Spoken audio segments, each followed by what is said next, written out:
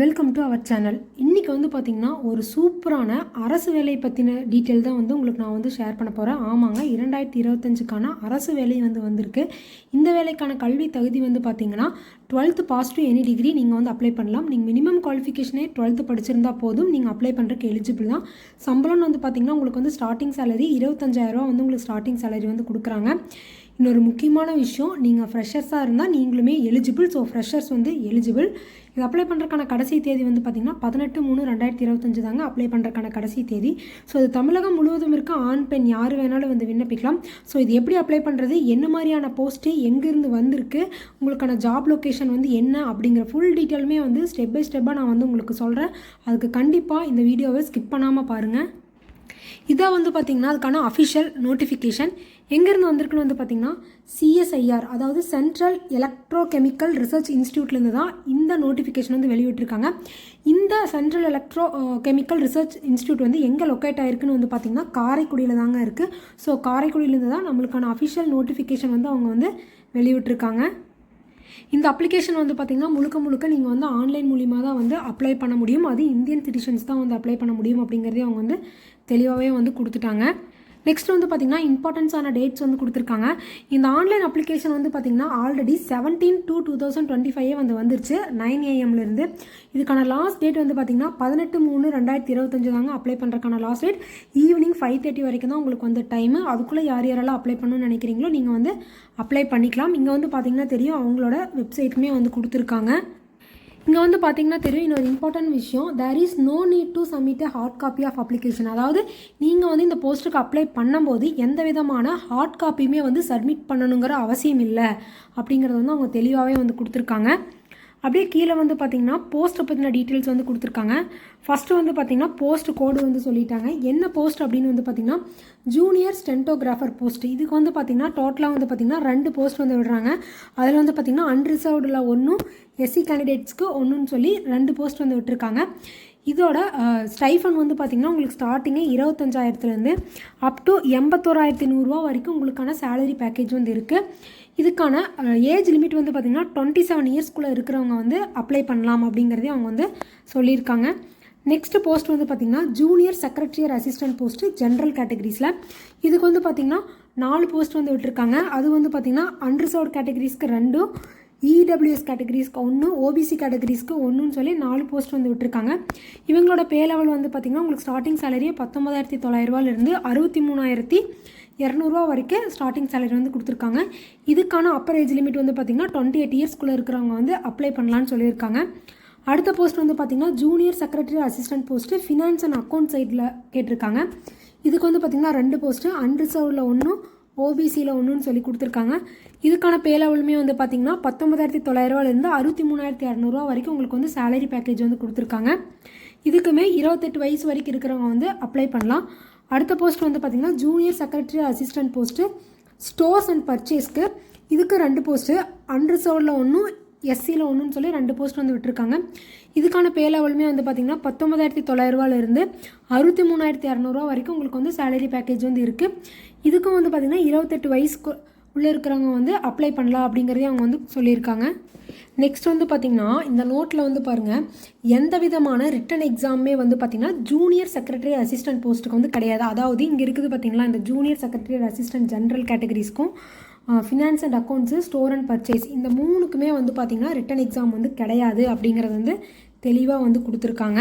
Next இந்த table காலம் வந்து பார்த்திங்கன்னா தெளிவாக வந்து கொடுத்துருக்காங்க எந்தெந்த போஸ்ட்டுக்கு என்ன கேட்டகரியில் இருக்குது, அப்பர் ஏஜ் லிமிட் என்னென்னு. அதாவது ஜூனியர் சென்டோகிராஃபர் அன்ரிசர்வ்டு கேட்டகரிஸ்க்கு வந்து பார்த்திங்கன்னா ஏஜ் லிமிட் வந்து 27.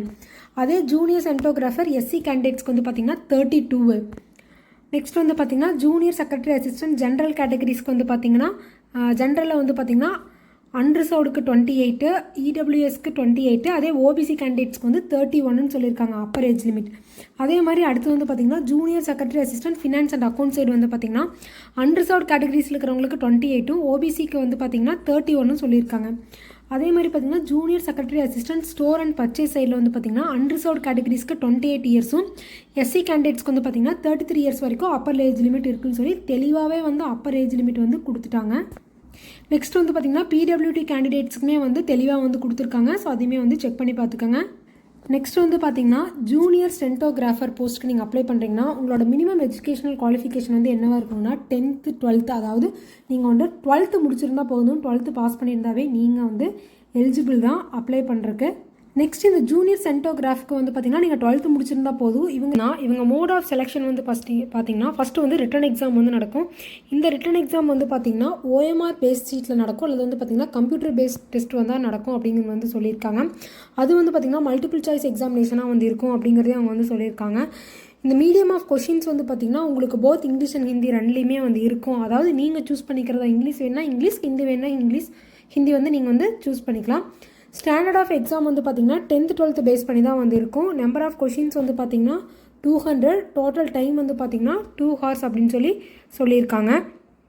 நெக்ஸ்ட்டு வந்து பார்த்திங்கன்னா என்னென்ன சப்ஜெக்ட் அப்படின்னு வந்து பார்த்திங்கன்னா ஃபஸ்ட்டு வந்து ஜென்ரல் இன்டெலிஜென்ஸ் அண்ட் ரீசனிங். இது வந்து 50 கொஷின்ஸு 50 மார்க்ஸுக்கு இருக்கும். இதுக்கு வந்து நெகட்டிவ் மார்க்ஸ் வந்து இருக்குது. ஒவ்வொரு ராங் ஆன்சருக்குமே வந்து பார்த்திங்கன்னா 0.25 மார்க்ஸ் வந்து டிடெக்ட் ஆகும் அப்படிங்கிறதே அவங்க வந்து சொல்லியிருக்காங்க. அதே மாதிரி வந்து பார்த்திங்கன்னா ஜென்ரல் அவேர்னஸ்க்கு வந்து பார்த்திங்கன்னா 50 கொஷின்ஸு 50 மார்க்ஸு. இதுக்குமே வந்து பார்த்திங்கன்னா 0.25 மார்க்ஸ் வந்து டிடெக்ட் ஆகும் ஒவ்வொரு ராங் ஆன்சருக்குமே.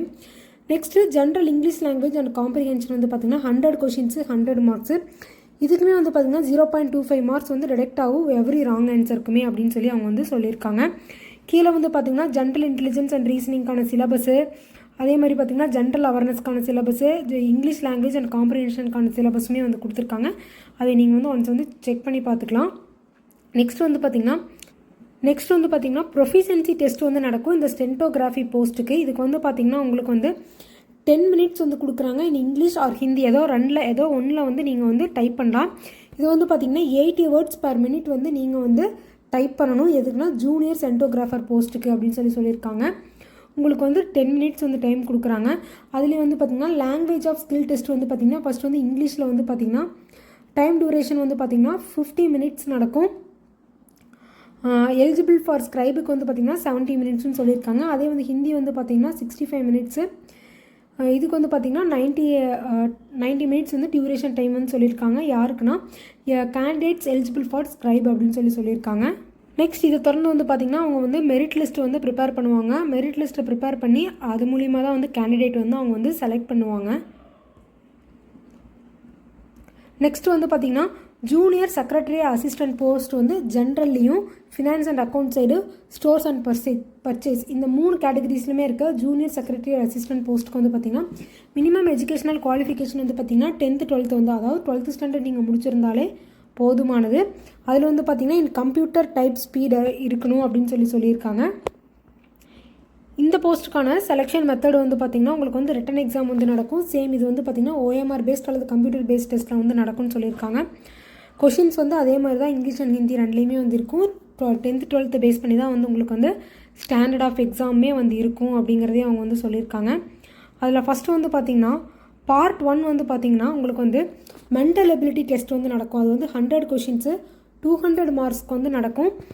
இதுக்கு வந்து எந்த விதமான நெகட்டிவ் மார்க்ஸுமே வந்து கிடையாது. அதுக்கு வந்து 90 minutes வந்து அலாட்மெண்ட்ஸ் வந்து தராங்க பேப்பர் 1க்கு. நெக்ஸ்ட் வந்து பார்த்திங்கன்னா பேப்பர் 2 வந்து பார்த்திங்கன்னா டைம் அலாட்மெண்ட் வந்து 1 hour. 1 hourல வந்து பார்த்திங்கன்னா ஜென்ரல் அவேர்னஸும் இங்கிலீஷ் லாங்குவேஜும் இருக்கும். இதுக்கு வந்து 50 கொஷின்ஸு 150 மார்க்ஸ்க்கு வந்து நடக்கும்னு சொல்லியிருக்காங்க. இந்த ரெண்டுக்குமே எந்த விதமான நெகட்டிவ் மார்க்ஸுமே வந்து கிடையாது அப்படிங்கிறதே அதையும் வந்து அவங்க வந்து தெளிவாகவே வந்து சொல்லிட்டாங்க. நெக்ஸ்ட் வந்து பார்த்திங்கன்னா இந்த mental ability test, general awareness, English லாங்குவேஜ்க்கான சிலபஸ் வந்து கொடுத்துருக்காங்க. ஸோ அதுவுமே நீங்கள் வந்து ஒன்ஸ் வந்து செக் பண்ணி பார்த்துக்கலாம். நெக்ஸ்ட் வந்து பார்த்திங்கன்னா ப்ரொஃபிஷியன்சி டெஸ்ட் இன் கம்ப்யூட்டருக்கு வந்து பார்த்திங்கன்னா இங்கிலீஷ் டைப்பிங் வந்து பார்த்திங்கன்னா 35 words per minute, அல்லது வந்து ஹிந்தி டைப்பிங் வந்து பார்த்திங்கன்னா 30 words per minute வந்து நீங்கள் வந்து இருக்கணும் அப்படின்னு சொல்லியிருக்காங்க. அதுலேயே வந்து பார்த்திங்கன்னா டைம் அலாட்மெண்ட்ஸ் வந்து பார்த்திங்கன்னா 10 minutes அப்படிங்கிறதே அவங்க வந்து தெளிவாக வந்து கொடுத்துருக்காங்க. இதுவுமே இந்த 2 மெத்தடு முடிஞ்சதுக்கப்புறம் மெரிட் லிஸ்ட் வந்து அவங்க ப்ரிப்பேர் பண்ணி கேண்டிடேட் வந்து செலக்ட் பண்ணுறதா வந்து அவங்க வந்து செலக்ட் பண்ணுவாங்க. நெக்ஸ்ட் வந்து பார்த்திங்கன்னா ஜென்ரல் இன்ஃபர்மேஷன் அண்ட் கண்டிஷன்ஸ் வந்து கொடுத்துருக்காங்க. ஸோ இதையுமே ஒன்ஸ் வந்து நீங்கள் வந்து படித்து பார்த்திங்கன்னா உங்களுக்கு ரொம்ப யூஸ்ஃபுல்லாக வந்து இருக்கும்.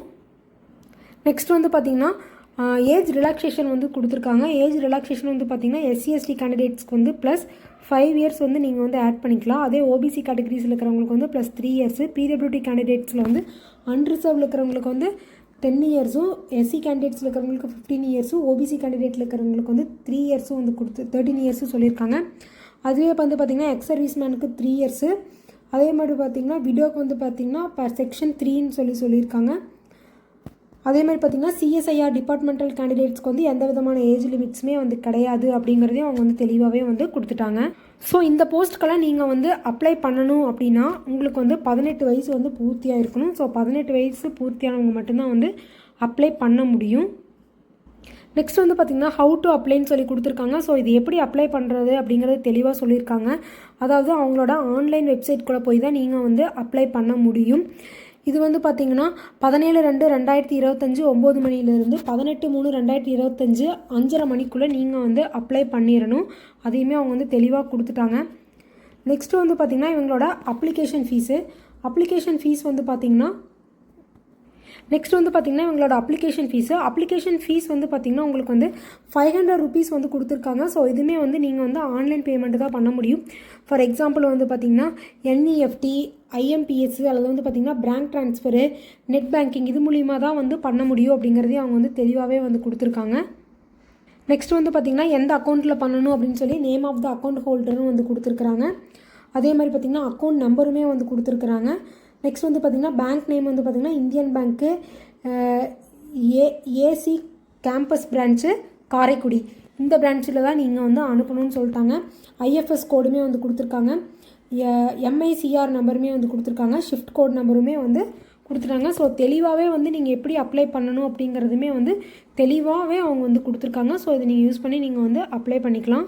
அதே மாதிரி வந்து பார்த்திங்கன்னா இந்த SC ST PWT woman ex service man இவங்க எல்லாத்துக்குமே வந்து பார்த்திங்கன்னா எந்த விதமான அப்ளிகேஷன் ஃபீஸுமே வந்து கிடையாது. ஸோ ஃப்ரீ தான். நெக்ஸ்ட் வந்து பார்த்திங்கன்னா இந்த ஆன்லைன் அப்ளிகேஷன் அப்போ என்னென்ன டாக்குமெண்ட்ஸ் எல்லாம் நீங்கள் வந்து அப்லோட் பண்ணணும் அப்படிங்கிற டீட்டெயில்ஸ் வந்து தெளிவாகவே வந்து கொடுத்துருக்காங்க. ஸோ ஒன்ஸ் நீங்கள் வந்து இதை படித்து பார்த்துட்டு அப்ளை பண்ணிங்கன்னா உங்களுக்கு ரொம்ப ரொம்ப யூஸ்ஃபுல்லாக வந்து இருக்கும். ஸோ இந்த வீடியோ யார் யாருக்கெல்லாம் யூஸ்ஃபுல்லோ கண்டிப்பாக வந்து யூஸ் பண்ணிக்கோங்க. இது வந்து கவர்மெண்ட் ஜாப் தான். ஸோ கவர்மெண்ட் கீழே ஒர்க் பண்ணுற ஒரு சென்ட்ரல் எலக்ட்ரானிக் ரிசர்ச் இன்ஸ்டியூட் தான் வந்து இது. ஸோ அதில் உங்களுக்கு எந்த விதமான டவுட்டுமே வந்து வேண்டாம். ஸோ இந்த வீடியோ வந்து உங்கள் ஃப்ரெண்ட்ஸ் அண்ட் ஃபேமிலிஸ்க்கு வந்து கண்டிப்பாக வந்து ஷேர் பண்ணுங்கள். ஏன்னா எஜுகேஷன் குவாலிஃபிகேஷன் வந்து பார்த்திங்கன்னா மினிமமே நீங்கள் வந்து 12th படிச்சிருந்தாவே போதும். 12th படிச்சிருந்தவங்க வந்து கண்டிப்பாக வந்து அப்ளை பண்ணலாம். ஒரு நல்ல சேலரி பேக்கேஜே வந்து கொடுக்குறாங்க. ஸோ நம்ம தமிழ்நாட்டிலே வந்து போஸ்டிங்குமே இருக்குது. உங்களுக்கு வந்து காரைக்குடியில் தான் வந்து போஸ்டிங்குமே வந்து இருக்கும். ஸோ இந்த வீடியோ வந்து கண்டிப்பாக வந்து பயன்படுத்திக்கோங்க. ஸோ இது மாதிரியான ஜாப் அண்ட் கவர்மெண்ட் ஜாப் ரிலேட்டடான நியூஸ் எல்லாம் உங்களுக்கு வரணும்னு நினச்சிங்கன்னா கண்டிப்பாக நம்ம சேனலை வந்து சப்ஸ்கிரைப் பண்ணிக்கோங்க. இதுக்கான லிங்க்கையும் அப்ளைக்கான லிங்க்கையும் நான் டிஸ்கிரிப்ஷனில் கொடுக்குறேன். உள்ளே போய் செக் பண்ணி பார்த்துக்கோங்க. தேங்க்யூ.